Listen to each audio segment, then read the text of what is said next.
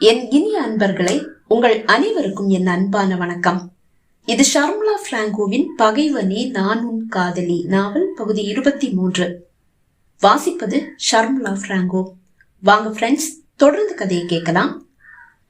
Brinda makeup போட்டு தயாராகி கொண்டிருக்க சஜனோடு எடுத்த விளம்பர படத்தை சஜன் எடுத்த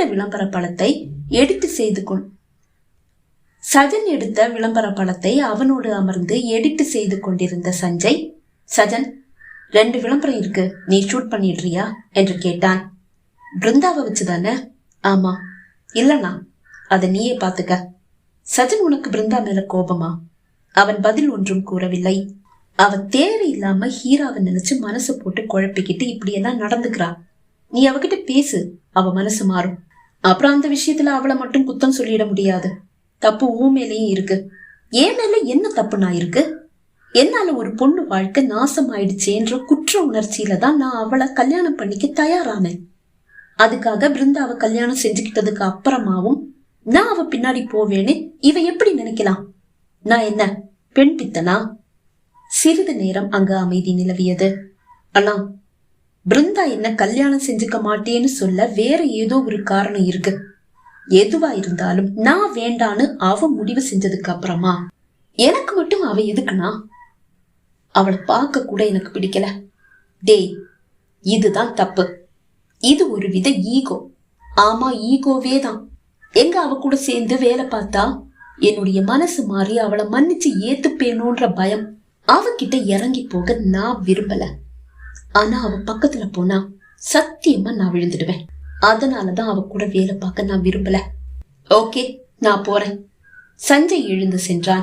ஷூட்டிங் முடிந்ததும் தன் மேக்கப்பை கலைத்து விட்டு கம்ப்யூட்டர் முன் அமர்ந்திருக்கும் சஜன் சஞ்சய் அருகில் வந்த பிருந்தா, அத்தான் நான் வீட்டுக்கு கிளம்புறேன் என்றாள். நீ கிளம்பு, நான் டிரைவரை அனுப்புறேன். வேண்டாத்தான், நான் பஸ்லயே போயிடுவேன். சரி, பத்திரம். வீடு போய் சேர்ந்ததும் எனக்கு போன் பண்ணு. சரியத்தான் என்றவள் கிளம்பி விட்டாள். அவள் வந்து நின்று பேசிவிட்டு செல்லும் வரை இப்படி ஒருவள் அருகில் நிற்கிறாள் என்று கூட சஜன் பாவித்துக் கொள்ளவில்லை.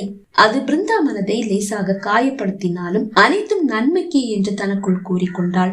பிருந்தா பேருந்தில் வீட்டிற்கு வந்து கொண்டிருக்கும் போது ஒரு நிறுத்தத்தில் ஏறிய அந்த இளைஞனையும் அவன் மனைவியையும் கண்டு வியந்தாள். சதாசிவம், ஹீராவின் கணவன். பிருந்தாவை காணாது இருவரும் கை கோர்த்தபடியே வந்து அவள் பின் இருக்கையில் அமர்ந்தனர். பேருந்து கிளம்பியதும், அதான் ஹீரா இருக்கார்ல, அவன் நீங்க வீட்டுக்கு வர்றதுக்கு கொஞ்சம் முன்னாடி வீட்டுக்கு வந்துட்டு போனா. திரும்பவும் அவளுக்கு காசு கொடுத்தியா? வேற என்ன பண்ண சொல்றீங்க? குடுக்காட்டி விவாகரத்து ஆகியும் என்னுடைய புருஷன் என்ன டார்ச்சர் பண்றான், கொடுமைப்படுத்துறான்னு சொல்லி போலீஸ்ல புகார் கொடுத்துடுவா. அப்புறம் போலீஸ் நம்ம பக்கம் நியாயத்தை எல்லாம் கேட்காது, வந்து அரெஸ்ட் பண்ணி கூட்டிட்டு போயிடும். இதுக்கு முன்னாடி 2 தடவை இதே மாதிரி நடந்திருக்கே, மறந்துட்டீங்களா? மறக்கல. ஆனா அவ மிரட்டலுக்கு ஏன் பயப்படணும்னு யோசிக்கிறேன். இனி அவ வந்தா அவளுக்கு தெரியாம அவ வந்துட்டு போறதெல்லாம் வீடியோவா எடுத்து வை. நாளைக்கு நமக்கு அது உதவும். நம்ம பேசாம இந்த ஊரை விட்டு போயிடலாம் தான். எனக்கு மட்டும் ஆசை இல்லையா? ஆனா வேலையை விட்டுட்டு எந்த ஊர்ல போய் எப்படி வாழ சொல்ற? ஏதாவது நல்ல ஒரு வேலை எங்கேயாவது கிடைச்சா தப்பிச்சோம் பொழிச்சோன்னு இந்த இடத்தை காலி பண்ணிட வேண்டியதுதான். ஆமாத்தான், உங்களுக்கு ஹீராவுக்கு இடையில என்ன பிரச்சனை? 2 பேரும் காதலிச்சுதானே கல்யாணம் செஞ்சுக்கிட்டீங்க? ஆமா, காதலிச்சுதான் கல்யாணம் செஞ்சுக்கிட்டோம். கல்யாணத்துக்கு அப்புறமாவும் ஒரு 6 மாசம் எந்த பிரச்சனையும் இல்லாம தான் போச்சு. ஆனா அதுக்கப்புறமா தான் சஜன் ஒரு பெரிய கோடீஸ்வரன்னு அவளுக்கு தெரிய வந்தது. அவ்வளவுதான், என் மேல இருந்த காதலும் போயிடுச்சு, எல்லாம் போயிடுச்சு. நான் சஜனையே கல்யாணம் செஞ்சிருந்தா ராணி மாதிரி வாழ்ந்திருப்பேன், அப்படி இப்படின்னு சொல்லி தினம் என்ன டார்ச்சர் பண்ண ஆரம்பிச்சா. அதுக்கிடையில அவ கர்ப்பமாயிட்டா. குழந்தைய கலைக்க அவ எவ்வளவோ முயற்சி செஞ்சா. ஆனா கருவை கலைக்க முடியாத ஸ்டேஜ் ஆயிடுச்சு. குழந்தைய பெத்துக்கிட்டவ என் மேல இருக்கிற வெறுப்பையும் கோபத்தையும் காட்ட குழந்தைக்கு சஜன்னு பேர் வச்சா. இதுக்கிடையில வழியில எங்கேயோ இவ சஜனை சந்திச்சிருக்கா. நான் அவளை கொடுமைப்படுத்துறதாவும் அவளை நான் நல்லா பாத்துக்கலேனும் அவன்கிட்ட சொல்லியிருக்கா. அவனும் அதை நம்பி உன்னை கல்யாணம் செஞ்சுக்கிறேன்னு வேற சொல்லியிருக்கான். தன்னை நல்லவன்னு சொல்லி சஜன் கிட்ட காட்டிக்கிறதுக்காகவே நான் வேற கல்யாணம் பண்ணிக்க விரும்பல, அப்படி இப்படின்னு ஏதேதோ கதையை விட்டுட்டு வந்திருக்கா. ஆனா அதுக்கு பின்னாடி இன்னொரு காரணமும் இருந்திருக்கு. அவ அவளுடைய ஆபீஸ்ல வேலை பாக்குற ஒருத்தனோட ரிலேஷன்ல இருந்தா. அவனை கழட்டி விட்டுட்டா அவன் சஜன் கிட்ட போய் எல்லா உண்மையையும் சொல்லிடுவானோன்னு பயந்துதான் இவ சஜனை கல்யாணம் பண்ணிக்க விரும்பலன்னு சஜன் கிட்ட சொல்லியிருக்கா. இவ அவனோட ரிலேஷன்ல இருந்தது எனக்கும் தெரிய வந்தது. ஒரு நாள் நானே என் கண்ணால பார்த்தேன். போட்டோஸ், வீடியோஸ் எல்லாத்தையும் எடுத்து வச்சுக்கிட்டேன். அது வரைக்கும் அவ பண்ண எல்லா டார்ச்சரையும் பொறுத்துக்கிட்ட என்னால இத பொறுத்துக்க முடியல, அவளை மன்னிக்கவும் முடியல.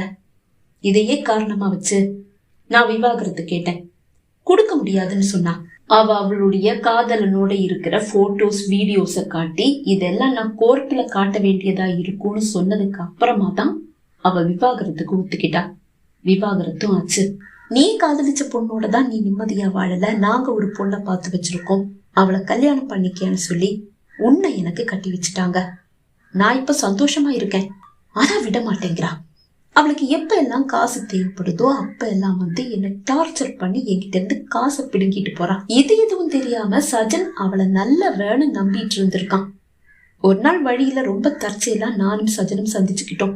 என்னை பார்த்துட்டு பார்க்காத மாதிரி அவன் போனான். எதுக்காக என்னை பார்த்தும் பார்க்காத மாதிரி போறேன்னு சொல்லி கேட்டேன். கட்டின பொண்டாட்டிய கண் கலங்காம வச்சு பாத்துக்க உனக்கு துப்பில்ல, உன்னை நான் கண்டுக்கலன்னு உனக்கு வலிக்குதான்னு சொல்லி கேட்டான். ஹீராவை பத்தி நான் எதுவும் சொல்லல. நீ என் கூட வா, உண்மை என்னன்னு உனக்கு புரியும்னு சொல்லி அவனை என் கூட கூட்டிட்டு போனேன். ஹீராவும் அவ காதலனும் ஒன்னா நெருக்கமா இருக்கிறத அவனுக்கு காட்டினேன். ஆடி போயிட்டான். ஆனாலும் அவ பத்தின உண்மை தனக்கு தெரியும்னு அவன் வெளியில காட்டிக்கல. நான் தான் சொன்னேன், உண்மை தெரிஞ்சு போச்சுன்னு தெரிஞ்சா அவ்வளவுதான், உன்னை ரொம்ப டார்ச்சர் பண்ணுவா, அதனால எதுவும் தெரியாத மாதிரி அவகிட்ட இருந்து நழுவிடுன்னு சொன்னேன். அவனும் நான் சொன்ன மாதிரியே செஞ்சான். சஜனுடைய ஆபீஸ்ல தான் ஹீரா வேலை பார்த்துட்டு இருந்தா. அங்கிருந்து கொஞ்சம் காசு அவ களவாடிட்டா. அது எனக்கு தெரிய வந்தது. ரொம்ப தற்செயலா அவளும் அவ காதலனும் பேசிக்கிட்டு இருக்கிறத நானே என் காதால கேட்டேன். உடனே சஜனுக்கு போன் பண்ணி விஷயத்த சொல்லி, இதுதான் சான்ஸ், தப்பிக்க இதுதான் ஒரே வழி, அவளை வேலையில இருந்து தூக்கிடுன்னு சொன்னேன். அவனும் ஃபைல்ஸ் எல்லாம் செக் பண்ணான். ஹீரா தப்பு பண்ணியிருக்கான்னு அவனுக்கு தெரிய வந்தது. அவளை வேலையில இருந்து அனுப்பிட்டான். வேலை போனதும் அவளுடைய காதலன் கிட்ட சஜன் விஷயத்த சொல்லியிருக்கா, வேலை போனதையும் சொல்லியிருக்கா. அவனும் நீ சஜனையே கல்யாணம் செஞ்சுக்க, உன் புருஷன் கூட இருக்கும் போது என் கூட இருந்தல்ல அதே மாதிரி இரு, காசுக்கு பஞ்சம் இருக்காதுன்னு யோசனை கொடுத்திருக்கான். இவளும் உங்ககிட்ட எப்பவும் கை நீட்டி நிக்க ரொம்ப கஷ்டமா இருந்தது, அதனாலதான் இப்படி ஒரு தப்ப செஞ்சேன், நீங்க என்ன கல்யாணம் பண்ணிக்கங்கன்னு சொல்லி அவன் முன்னாடி போய் நின்னு இருக்கா. ஐயோ, அப்புறம் என்ன ஆச்சு? இல்ல, எனக்கு வீட்டுல வேற பொண்ணு பாத்துட்டாங்க, நானும் அந்த பொண்ணும் ரொம்ப நெருக்கமா பேசி பழகிட்டு இருக்கோம், அவளுக்கு துரோகம் பண்ண எல்லாம் முடியாது அப்படின்னு சொல்லி அவகிட்ட இருந்து எஸ்கேப் ஆயிட்டான். ஆனா இந்த ஹீரா சும்மா எல்லாம் இருக்க மாட்டா. அந்த பொண்ணு யாரு என்னன்னு தேடி கண்டுபிடிச்சு கண்டிப்பா அவங்க கல்யாணத்தை நிப்பாட்டிடுவா. அவர்கள் பேச பேச பிருந்தா தலை வேகமாக சுற்றியது. சஜனை ஹீராவுக்கு விட்டு கொடுக்க நினைத்த அந்த நொடியை அவள் மனம் படித்தது. அடுத்த நிறுத்தத்தில் சதாசிவமும் அவன் மனைவியும் இறங்கிக் கொண்டனர். எப்படியோ ஒரு வழியாக பிருந்தாவும் வீடு வந்து சேர்ந்து விட்டாள். அவள் மனம் வின் வின் என்று வலித்தது. தேவையில்லாமல் சஜனின் மனதை காயப்படுத்தி விட்டோமே, அவன் இனி தன்னை மன்னிப்பானா என்று எண்ணி அவனுக்காக அவள் மனம் ஏங்கியது. தன்னை தான் சஜனுக்கு மனைவியாக்க வீட்டார் முடிவு செய்திருக்கிறார்கள் என்று தெரிந்தே ஹீரா தன்னிடம் அப்படி பேசினாளோ என்ற சந்தேகம் பிருந்தா மனதில் முதன் முறை எழுந்தது. நேற்று இரவு சஜன் உண்ணும் போது அவனுக்கு வந்த அந்த அழைப்பு கூட ஹீராவிடம் இருந்தாக இருக்குமோ? அவளை பற்றி புரிந்து கொண்ட பிறகுதான் என்னை மனைவியாக்க சஜன் முடிவு செய்திருப்பானோ? அப்படி என்றால் ஹீரா பற்றி நான் கூறும்போது சஜன் உண்மையை சொல்லி இருக்கலாமே, ஏன் சொல்லவில்லை? எப்படி சொல்லுவார்? நான் அவரை வேண்டாம் என்று கூறும்போது அவர் எதற்காக என் மனதை மாற்ற முயற்சிக்க வேண்டும்? ஹீரா பற்றிய உண்மையை எதற்காக என்னிடம் கூற வேண்டும்? யாரிடமும் இறங்கி செல்லாத அவர் என்னிடம் மட்டும் ஏன் இறங்கி வர வேண்டும்? அவள் மனம் இப்படியே தவித்துக் கொண்டிருக்க மாலை சஞ்சய் வீடு வந்து சேர்ந்தாலும் சஜன் வீடு வந்து சேரும் போது இரவு 10 மணி ஆகிவிட்டது. அவனுக்காக அனைவரும் உண்ணாமல் காத்திருக்க வந்ததும் எதுவும் பேசாமல் சஜன் மாடி ஏற, சஜன் சீக்கிரமா ஃப்ரெஷ் ஆயிட்டு வந்துடு, எல்லாரும் உனக்காக தான் வெயிட் பண்ணிட்டு இருக்கோம், சாப்பிடலாம் சஞ்சய் கூற, திரும்பி அவனை பார்த்த சஜன், இல்லனா எனக்கு சாப்பாட மேல அனுப்பிடுங்க என்று கூறிவிட்டு பிருந்தாவை ஒரு பார்வை பார்த்து விட்டு சென்றான். பிருத்துவியும் சரி நந்தனாவும் சரி பிருந்தாவிடம் இன்று பேசவே இல்லை. சஞ்சய் மட்டும்தான் பேசுகிறான். அவர்களது கோபத்தில் நியாயம் இருக்கவே செய்கிறது. தவறு அனைத்தும் தன் மீது அல்லவா இருக்கிறது. தன்னை ஏன் நொந்து கொண்டவள் அமைதியாக உணவை முடித்துக் கொண்டு அறைக்கு வந்தாள். ஆனால் அவள் மனம் சஜனுக்காக ஏங்கிக் கொண்டே இருந்தது. அவனை எப்படி சமாதானம் செய்வது என்று அவள் மனம் யோசித்துக் கொண்டிருந்தது. வீடு உறங்கும் வரை பொறுமையாக காத்திருந்தவள் அறையை விட்டு வெளியே வந்தாள். சஜன் அறையை நோக்கி நடந்தவள் அறையை எட்டியதும் கதவை தட்ட கையை உயர்த்தினாள். என்ன நினைத்தாள் என்று தெரியவில்லை. கையை கீழே இறக்கிவிட்டு கைப்பிடியை பிடித்து கீழே இறக்கி கதவை திறந்து பார்த்தாள். அது திறந்து கொண்டது. அறைக்குள் மெல்ல அடி எடுத்து வைத்தவள் மெல்லிய இரவு விளக்கின் வெளிச்சத்தில் விசாலமான படுக்கையில் ஆழ்ந்து உறங்கும் சஜனை கண்டாள். அவனிடம் என்ன பேசுவது, எப்படி பேசுவது அவளுக்கு தெரியவில்லை. மெல்ல அடியெடுத்து அவனை நெருங்கும் போது அவள் இதயம் படபடத்தது. உடலில் லேசான நடுக்கமும் உருவாகிறது. அவள் மூச்சு விடும் சத்தம் கூட அந்த மயான அமைதியில் அவள் செவியில் துல்லியமாக விழுகிறது. அவனை நெருங்கிவிட்டாள். இடுப்பு வரை மூடியிருக்கும் போர்வைக்குள் ஆழ்ந்து உறங்குபவனின் பறந்து விரிந்த வெற்று மார்பில் அவள் விழிகள் விட அதை இழுத்து அவன் முகத்தில் நட்டாள். ஆனால் தடுமாறும் மனம் விழிகளை பிடுங்கி அவன் வலிமையை பறைசாற்றும் மார்பின் மீது வைத்தது. மீண்டும் விழிகளை இழுத்து அவன் முகத்தில் பதித்தவள் அவனை எப்படி எழுப்புவது என்று யோசித்தாள். எழுப்புவதா வேண்டாமா என்று அவளுள் ஒரு தடுமாற்றம். அவள் திரும்பி நடக்க, எதுக்கு வந்த? சஜனின் குரலை கேட்டு அவள் நடுங்கி போனாள். இவர் இன்னும் தூங்கலையா? முணுமுணுத்தவள் மெதுவாக திரும்பி நின்றாள். உங்ககிட்ட மன்னிப்பு கேட்கலான்னு வந்தேன். எழுந்து படுக்கையில் அமர்ந்தவன், மன்னிப்பா? எதுக்கு? நான் இன்னைக்கு வீட்டுக்கு வரும்போது சதாசிவத்தை பஸ்ல பார்த்தேன். அவன் முகத்தில் ஒரு பிரகாசத்தை அவள் விழிகள் கண்டன. அவர் என்ன பார்க்கல, ஆனா அவரும் அவர் மனைவியும் ஹீரா பத்தி பேசிக்கிட்டத நான் கேட்டேன். ஹீரா தப்பான பொண்ணுன்னு எனக்கு இன்னைக்குதான் தெரியும். நேத்து நைட்டு ஹீரா எனக்கு போன் பண்ணி உங்களை கட்டிக்க ஆசைப்படுறதா சொன்னா.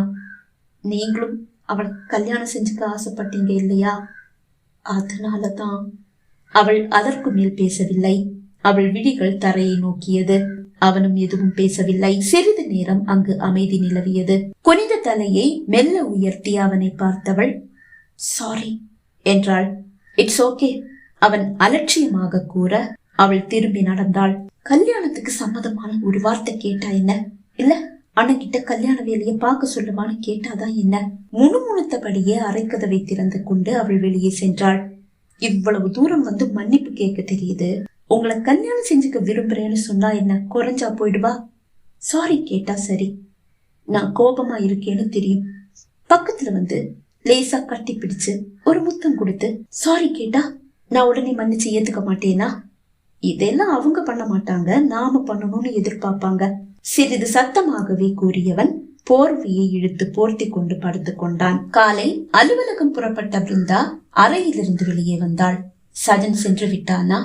இல்லை, இனிதான் செல்வானா? அவன் இன்னும் சமாதானமாகவில்லையே. இன்று எப்படியும் அவனை சமாதானம் செய்து விடுவது என்று நினைத்தவள் அவன் அறையை நோக்கி நடந்தாள். கதவின் கைப்பிடியை பிடித்து அவள் கதவை திறக்க சஜன் கண்ணாடி முன் நின்று சட்டை பட்டன்களை போட்டுக் கொண்டிருக்கிறான். கண்ணாடியில் பிருந்தா தெரிய அவள் தன்னை சமாதானம் செய்ய வரமாட்டாளா என்று ஏங்கிக் கொண்டிருந்தவனின் முகம் மலர்ந்தாலும், என்ன வேணும் என்று கேட்டான். நீங்க ஆபீஸ் தானே போறீங்க? ஆமா. நானும் உங்க கூட வரவா? அவன் உள்ளம் மகிழ்ச்சியில் துள்ளினாலும், ஏன் கூட வர்றதா? ரொம்ப அதிசயமா இருக்கே. உனக்குதான் ஆட்டோ பஸ் அப்படி ஏதேதோ இருக்கே, அதுலதானே நீ போவ. என் கூட எல்லாம் வரவா செய்வ? அதுலயே போ. அவள் விழிகள் பனித்தது. சரி என்றவள் கதவை அப்படியே சாத்திவிட்டு தன் அறையை நோக்கி நடந்தாள். அவள் அப்படி செல்வாள் என்று அவன் எதிர்பார்க்கவில்லை. சட்டை பட்டனை அப்படியே விட்டுவிட்டு அவள் பின்னால் வந்தான். நிறைந்த விழிகளோடு அறைக்குள் வந்தவள் தலைமுடியை கலைத்துவிட்டு செல்போனை படுக்கையில் வீசிவிட்டு படுக்கையில் விழ அவள் பின்னால் வந்த சஜன் அவள் படுக்கையில் வீழ்வதற்குள் படுக்கையில் சாய்ந்து அவளை தன் கரத்தில் தாங்கிக் கொண்டான். இதை அவள் எதிர்பார்க்கவில்லை. அவளை தன் மார்போடு சேர்த்தவன் அவள் இதழை நெருங்கியபடியே, இன்னைக்கு வரைக்கும் யார்கிட்டையும் இறங்கி போனதே இல்ல, ஆனா உன்கிட்ட விலகி நிற்க முடியல, மனம் தடுமாறுது என்று கூறி அவள் உதட்டில் அழுத்தி முத்தமிட்டான். அவள் கரமும் அவனை கட்டிக்கொண்டு அவன் மீது சாய்ந்தது. அவள் உதட்டில் பதிந்த அவன் உதடுகள் ஆசையாய் நீண்ட நேரம் அவள் உதடுகளை புசித்தது.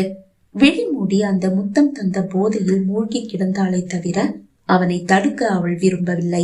அவளை விடுவிக்க மனமில்லை என்றாலும் அவளை மெல்ல விடுவித்தான். ஆனால் அவனை விடாமல் கட்டி கொண்டவள் திறந்திருந்த அவனது சட்டை மேல் பட்டன்கள் வழியாக அவன் மார்பில் இதழ் பதித்து சாரி என்றாள்.